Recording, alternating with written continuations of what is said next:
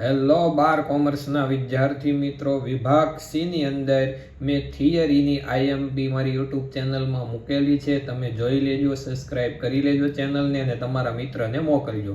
હવે વિભાગ સીના દાખલાની વાત કરવાની છે. સૌથી પહેલાં તો આપણે વાત કરીએ કે વિભાગ સીમાં પ્રત્યેક દાખલાના કેટલા માર્ક હોય? 2 માર્ક હોય. કેટલા માર્ક હોય? 2. હવે ભાગ 1 અને ભાગ 2. તો ભાગ 1માં અને 2માં આવી રીતે પૂછાય છે. ચેપ્ટર નંબર 1 માંથી બધામાંથી એક દાખલો, અહીંયા બધામાંથી એક દાખલો, ત્રીજા ચેપ્ટરમાંથી દાખલો નથી આવતો અને ચોથા ચેપ્ટરમાં 2 દાખલા અને ચેપ્ટર નંબર 5માં 1 દાખલો. હું તમને જે દાખલા આપીશ એમાંથી ન જ પૂછાવાનું છે. તમારે પેપર આવે ત્યારે જોવું હોય તો જોઈ લેજો. જોઈએ, ભાગ 1ની વાત કરીએ તો ચેપ્ટર નંબર 1. ચેપ્ટર નંબર 1ની અંદર કયા દાખલા? આઈએમપી છે તો વિભાગ સી ની અંદર દાખલા નંબર 9 થી 14. ત્યારબાદ વિભાગ ડી માં દાખલા નંબર 13 અને 14 અને વાસ્તવિક વેતનનો દાખલો. એટલા દાખલા તમારે ચેપ્ટર નંબર 1 માંથી કરવાના છે. ત્યારબાદ છે ચેપ્ટર નંબર 2. હવે ચેપ્ટર નંબર 2 માં તો ચેપ્ટર નંબર 2 માં કઈ રીતનું છે? તો ચેપ્ટર નંબર 2 માં સ્વાધ્યાય 2.2 માં દાખલા નંબર 12 થી 15 અને વિભાગ ડી માં દાખલા નંબર 12 અને 13. વિભાગ સી માં દાખલા નંબર 11 થી 13 અને ઉદાહરણ 29.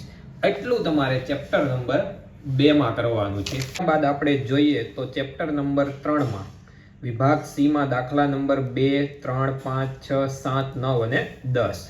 ત્યારબાદ ચેપ્ટર નંબર 4 માં તો ચેપ્ટર નંબર 4 માં કોઈ પણ દાખલો નહીં હોય, કોઈ થિયરી હશે જેની તૈયારીમાં તમારે રહેવાનું. ત્યારબાદ છે ભાગ 2.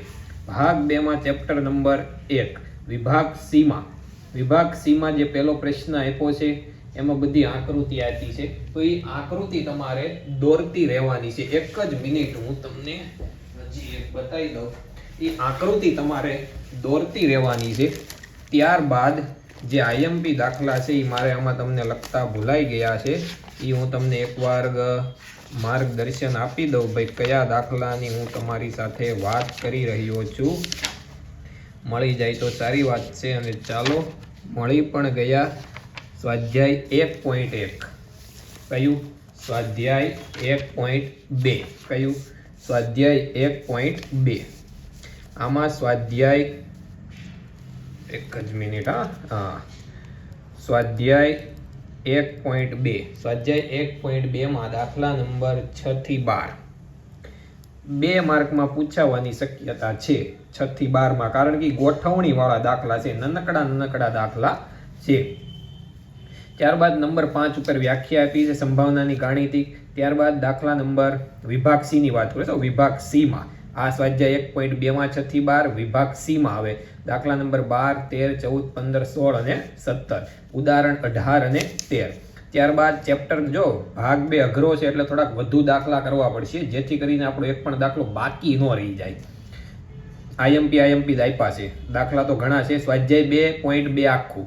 હવે 2.2 માં કેવું છે? પહેલો દાખલો ગણશો ને એટલે બાકીના બધા દાખલા તમને આવડશે. આ સૂત્ર છે NPX વાળું, P ની x ઘાત ગુણ્યા Q ની n-x ઘાત, આવું કંઈ સૂત્ર આવે છે. એ છે, તમે તમારી રીતે જોઈ લેજો. પછી છે વિભાગ સી માં દાખલા નંબર 1, 4 અને 5, 7, 8, 9, 10 અને ચેપ્ટર નંબર 4. તો કે સ્વાધ્યાય 4.1 માં પ્રશ્ન 1, 2 અને 4 જે અંતરાલ, માનાંક અને સામીપ્ય જે તમને બધાને આવડતું જ હશે. ત્યારબાદ ઉદાહરણ 10 અને 11. પછી વાત કરવી છે આપણે ચેપ્ટર નંબર 5 ની. તો ચેપ્ટર નંબર 5 માં હજી ચેપ્ટર નંબર 4 નું બાકી રહી ગયું છે.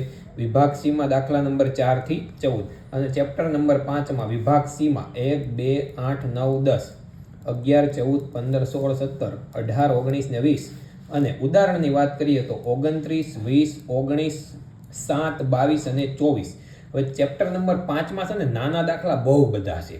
એમાં એટલા તો તમારે કરવા જ પડે એમ છે, કારણ કે આમાંથી ગમે એ પૂછી શકે છે. હવે એક કરો ને એક ન કરો, આ બધા ખરખા જેવા છે. તમે જોઈ લેજો, એકાદું બાકી રહી જાય તો તમારે નુકસાની છે. એટલે એટલા દાખલા તો કરવા ફરજિયાત છે. વિભાગ સી આખો આમાંથી જ હશે અને એક ભાગ મારો થિયરીનો છે, એ તમે જોઈ લેજો. એની બહારનો વિભાગ સીમાં મને નથી લાગતું કાંઈ હોય.